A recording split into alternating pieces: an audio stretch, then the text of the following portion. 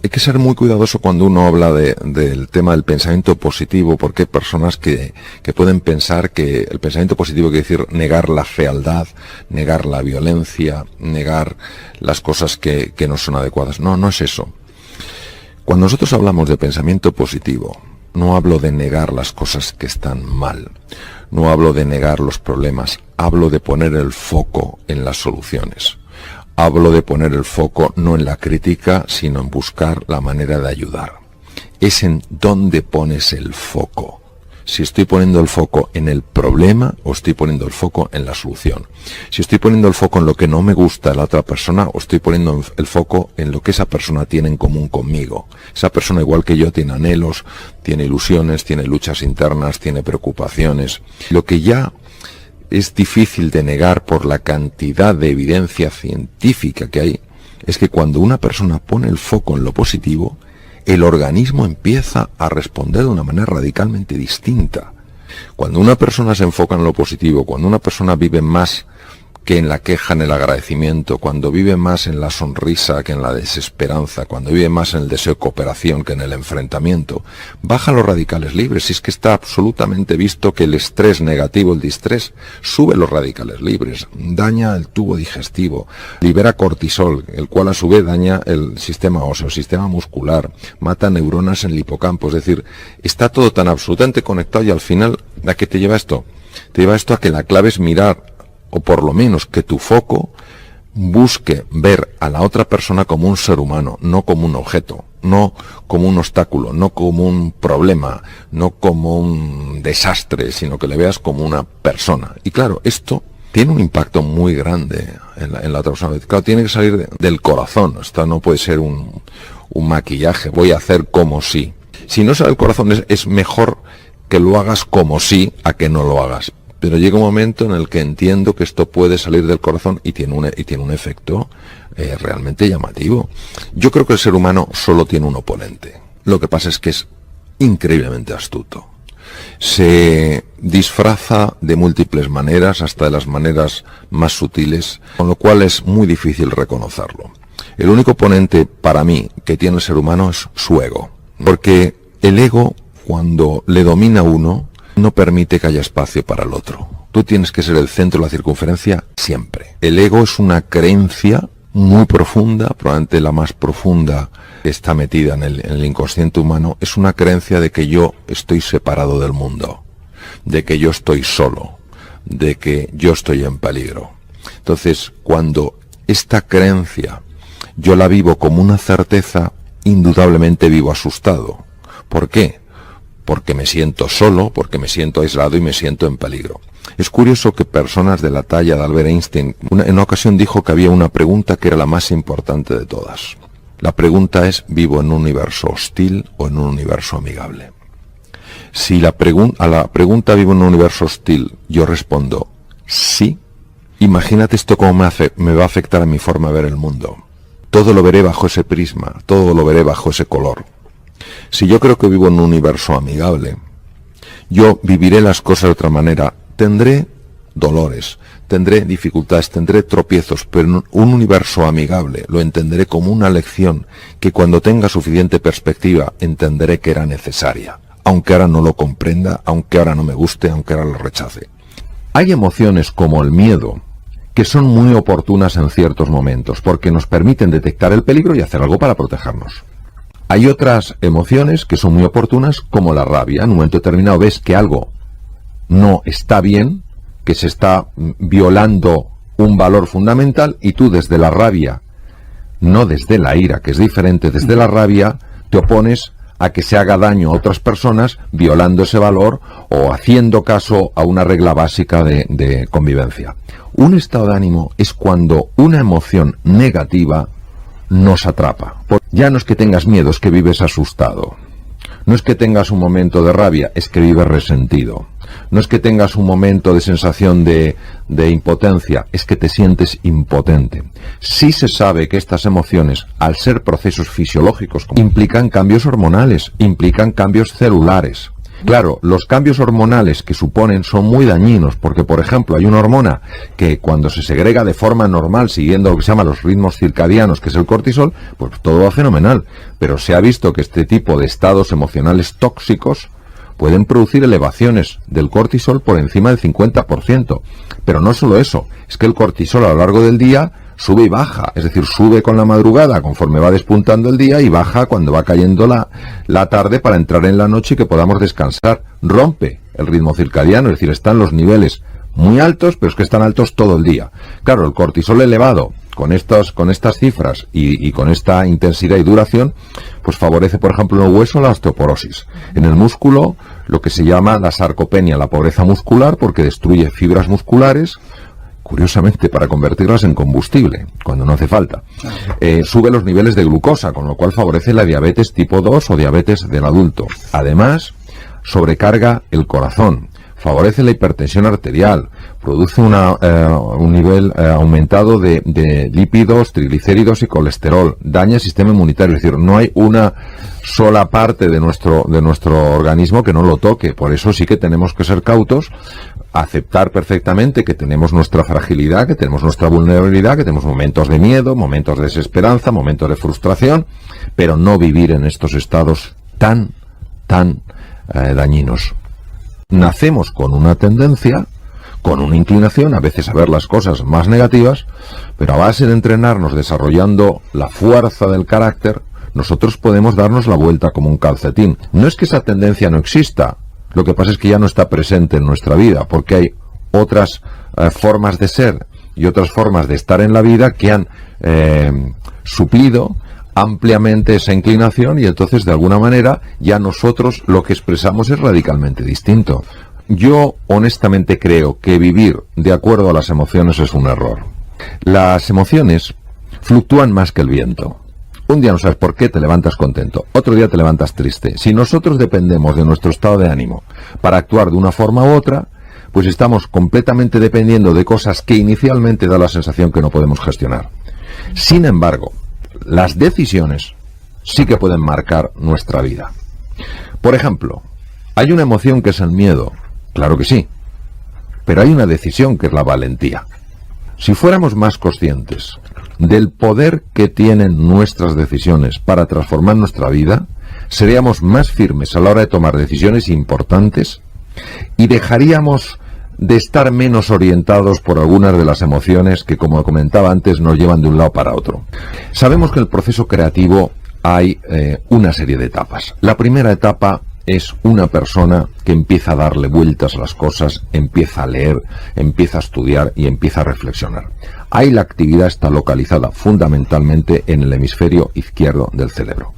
Ahora, si esa persona, esa actividad que está haciendo, esa búsqueda, esa reflexión, la hace desde la pasión, la hace desde la ilusión por mejorar, por comprender, por avanzar, esa información está siendo recibida con especial avidez por el hemisferio derecho del cerebro, que es muy potente en lo que a emociones se refiere. Y entonces el hemisferio derecho, que es la puerta al subconsciente, empieza a trabajar sin que la persona se dé cuenta, intentando encontrar una solución. Esa solución la lanza normalmente como una imagen, como una sensación o como un símbolo. El desafío por el hemisferio cerebral izquierdo es que eso no lo vea como algo raro, sino como algo a explorar. El momento en el que esa revelación es lanzada al hemisferio izquierdo coincide con un ritmo especial del cerebro llamado ritmo gamma. Es un ritmo muy rápido, donde se combina la serenidad con la alerta máxima, muy estudiado en monjes budistas, monjes nepalíes y tibetanos. Y ese es el momento donde una parte del lóbulo temporal, la parte anterior de la circunvolución temporal superior, lanza el mensaje en una ráfaga de pocos milisegundos, 20, 30 milisegundos, y eso es lo que llamamos el fenómeno eureka o el fenómeno ajá. ¿Qué ocurre? Pues que ese es el punto de la intuición que a veces nosotros, tan habituados a ver las cosas de una manera fija, no sabemos valorar en su auténtica dimensión. Si estamos hablando de que somos absolutamente materia y solo materia, tendremos que aceptar algo que no es fácil de aceptar, que es que no somos libres. La materia, por su propia naturaleza, está determinada por las leyes de la materia. con lo cual no somos libres. Si aceptamos que el ser humano tiene libertad, aunque no sea una libertad total, pero sí una libertad real, hemos de aceptar que hay algo que trasciende la materia, que va más allá de la materia. Una dimensión que no la captan los sentidos físicos, pero sí se puede captar con el uso de la inteligencia, con el uso de la reflexión, con el uso de la meditación y sobre todo con la práctica de la benevolencia y el amor. Y cuando esta dimensión, que todos hemos tenido seguro algún tipo de experiencia, la sentimos, es muy difícil explicarlo con palabras. Decía el gran filósofo austriaco Wittgenstein: los límites de mi lenguaje son los límites de mi mundo. Efectivamente. Ahora, hay un mundo más allá del lenguaje. Un mundo al que accedieron personas como Beethoven, como Juan Sebastián Bach. Es decir, un mundo que no se puede expresar con palabras, pero que cuando lo escuchas, cuando te invitan a entrar en él, te conmueve. Un mundo que se puede apreciar también en algunos cuadros, en algunas esculturas. No sabes cómo te está llegando ese mensaje, pero te está llegando. Y cuando sales de ahí dices: entré de una forma y salgo de otra diferente.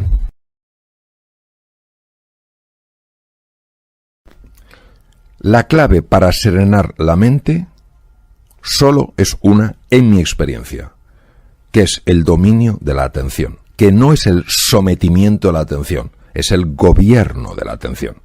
Entonces, la atención hay que dirigirla a el presente. Cuando el circuito de la mente errante lo va a querer llevar al pasado en sus lamentaciones y al futuro en sus preocupaciones. ¿Qué es lo que está vivo aquí y ahora? Algo tan sencillo como las sensaciones de mi cuerpo. Sensaciones como puede ser pues lo que yo noto en la mano en este momento, lo que noto en el codo, o la respiración que noto que va haciendo que mi cuerpo se expanda y se retraiga. El simple hecho de llevar la atención unos minutos a esas sensaciones que expresan la existencia de un cuerpo que está vivo en el presente, tienen en sí la capacidad de reducir la actividad de la mente errante, del circuito neuronal por defecto, y activar el otro circuito. Ya en el Bhagavad Gita de hace 3000 años ya se habla del problema de la mente, pero fue el príncipe Sakyamuni Gautama Siddhartha que descubrió que la mente es caótica, y cuando la mente es caótica genera todo tipo de problemas, y que la forma de serenar la mente era el dominio de la atención. El pensamiento tiene la capacidad de activar ciertas cosas en lo que se llaman los mapas de los sentimientos, sobre todo en el cíngulo anterior, en la ínsula de Ryle, que son estructuras cerebrales. Y los sentimientos son capaces de activar procesos corporales a los que llamamos emociones. Es decir, si yo pienso que soy incapaz y le doy vueltas a que soy incapaz, pronto me sentiré incapaz. Fíjate que sentirse incapaz es mucho más devastador y duro que pensar que uno es incapaz. Pero el problema no es solo sentirse incapaz, es que llega un momento en el que eso, al afectar al cuerpo, hace que yo realmente sea incapaz. Nosotros no podemos cambiar los sentimientos de forma directa, pero sí podemos cambiarlos indirectamente, cambiando la forma de pensar y cambiando la fisiología de nuestro cuerpo. Por eso, cuando una persona hace ejercicio físico, cuando una persona cuida el tiempo que duerme, etcétera, etcétera, empiezan a cambiar los sentimientos y empiezan a cambiar la forma de pensar. Todo está conectado. Por eso, para acceder al mundo de los sentimientos, o accedes por el mundo del pensamiento o accedes por el mundo del cuerpo. Respecto al ejercicio físico, hay que tener en cuenta algo que muchas veces se nos escapa, y es lo siguiente: cuando una persona hace ejercicio físico, y para eso no tiene que apuntarse a un gimnasio, basta con que se mueva más. Lo interesante es que cuando se hace ejercicio físico se liberan una serie de sustancias, de neurotransmisores, en este caso de neurotrofinas, que son como mediadores químicos que favorecen que crezcan cosas en el cerebro. ¿Que crezcan qué? Que crezcan aparezcan nuevas conexiones, las maravillosas sinapsis descritas por don Santiago Ramón y Cajal, que se formen nuevas neuronas en ciertas áreas. Y lo más bonito es en las áreas en las que se forman. Por ejemplo, los hipocampos. En los hipocampos se forman nuevas neuronas a partir de células madre que están en las cavidades cerebrales o ventrículos. Los hipocampos son esenciales en la memoria y el aprendizaje. Aumentan las conexiones en las regiones prefrontales esenciales en la capacidad de analizar, en la capacidad de tomar buenas decisiones, en la capacidad de mantener la atención. Y además aumentan las conexiones en el cíngulo anterior. El cíngulo anterior es la estructura cerebral más importante en la conexión humana. Hay una diferencia entre saber algo y saber hacerlo. El aprendizaje no es saberlo. El aprendizaje es saber hacerlo. ¿Por qué hay esta diferencia entre saber y saber hacerlo? Porque el saber corresponde a la mente consciente, entendido mente consciente en un sentido muy físico, muy neurológico. Es decir, bueno, intelectualmente entiendes algo, intelectualmente lo sabes. Cuando ese conocimiento se convierte en comprensión profunda, ya no es parte de lo que sabes, es parte de lo que eres. Y efectivamente, para que eso sea así, tiene que ser recogido, asimilado, digerido por una parte que está más allá de la consciencia ordinaria y que en términos generales se llama inconsciente o subconsciente. ¿Cómo sacar partido al inconsciente? Vamos a ver. Para poder sacar partido al inconsciente hay que ser capaz de influir en el inconsciente. Los sistemas para influir en el inconsciente son diferentes de los sistemas para influir en el consciente. Al inconsciente solo se le influye, al menos desde mi conocimiento, desde mi experiencia, de dos formas: o con imágenes o con emociones. Cuando usamos la imaginación y las emociones de una forma conjunta, el inconsciente siempre lo recoge. Es decir, al inconsciente no se llega con conocimientos, se llega con experiencias. El dominio de la atención puede ser incluso más importante que la inteligencia que una persona tenga. Saber concentrar la atención en lo relevante y alejarse de tontunas y de distracciones es lo que permite realmente que el aprendizaje tenga lugar. La atención hay varias formas de cultivarla. Es un entrenamiento diario. Una de las formas más potentes que se ha encontrado es lo que se llama mindfulness o atención plena. El mindfulness sencillamente es que tu atención deje de estar atrapada con esa jaula de grillos que son nuestros pensamientos automáticos y se concentre en una parte del cuerpo, la que sea, la respiración, la pierna, el dedo, lo que quieras. Este ejercicio de la atención es muy importante y ayuda muchísimo en la vida. Segundo tema es efectivamente el tema de la nutrición. Daré eso una pincelada por temas de tiempo.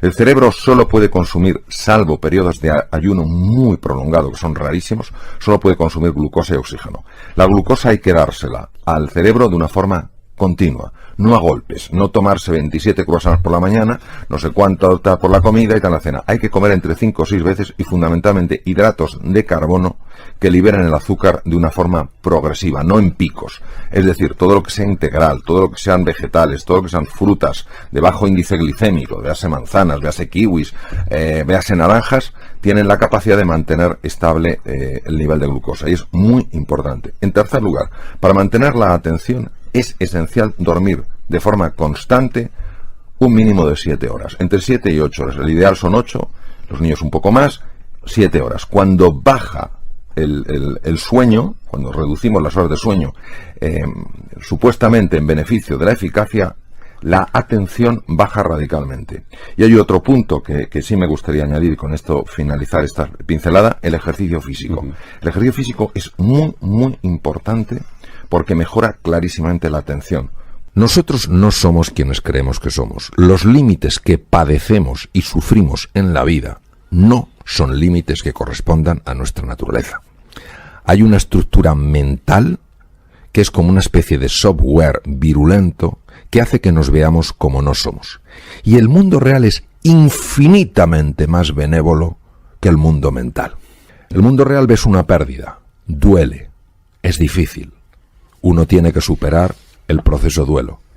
Pero imaginemos lo que puede hacer el mundo mental. Nos damos cuenta que los límites que nos contienen no son reales en absoluto. Es decir, que el campo de juego que tenemos, el mundo de posibilidad y de oportunidad, es infinitamente superior al que creíamos. El entrenamiento del alma, en este sentido, es el entrenamiento de esa musculatura que nos ayuda a reconectar con eso que para mí es sagrado. Un ser humano es sagrado, los demás son sagrados, la naturaleza es sagrada. La meditación lo que hace es silenciar ese ruido mental, esa jaula de grillos que tenemos en la cabeza. ¿Qué hace? Hace que no nos queramos, que no queramos a los demás y que no queramos a la naturaleza. Por eso, entre los ejercicios que yo sugiero está el ejercicio de la gratitud. La gratitud, es decir, por la mañana antes de levantarse, cuando uno se acaba de despertar, pensar 5 personas o 5 cosas por las que te tienes que sentir agradecido. Eso se ha estudiado en múltiples investigaciones y se ve que tiene un impacto en el cuerpo. Por ejemplo, regulación de la tensión arterial en personas hipertensas, mejora del control de la glucosa en personas diabéticas, dar paseos por la naturaleza. Luego, también la generosidad, es decir, no solo pensar qué puedo sacar yo de aquí, sino qué puedo poner aquí. La cordialidad, sobre todo con personas que tienen distinta forma de pensar, distinta cultura, distinta educación. ¿Por qué tienen que ser menores que yo? ¿O por qué tienen que ser mayores que yo? Somos iguales. Y desde luego la compasión, que la compasión no es la lástima, la compasión es el deseo real de poner esa empatía en acción. Es decir, ves a alguien que se siente solo, que se siente aislado, que se siente poco valorado y en lugar de decir, bueno, es su problema, tú haces algo, lo que puedas, donde estés, como puedas, para ayudar a esa persona a reducir su sufrimiento. Muchas gracias. Gracias. Un placer. Gracias.